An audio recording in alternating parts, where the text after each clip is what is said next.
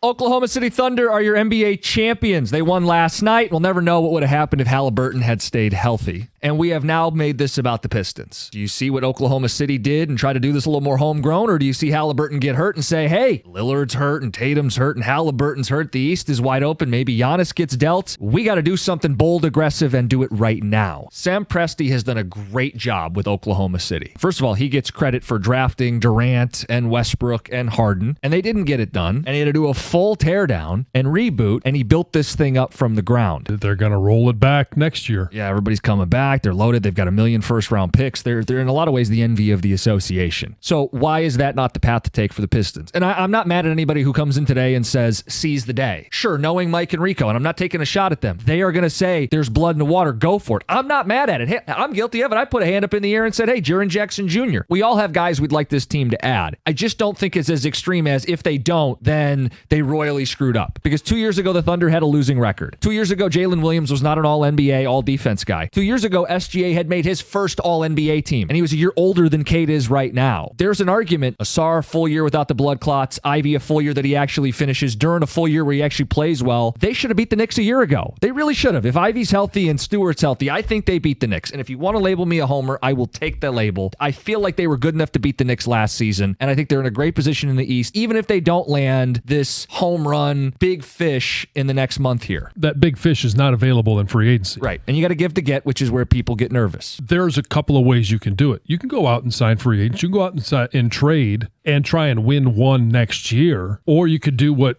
Oklahoma City has done, and that is piece together a team through the draft and through bits and pieces of trade or free agency, complementary pieces. Yeah, of course. Hartenstein and Caruso are... The Pistons could make those kind of moves.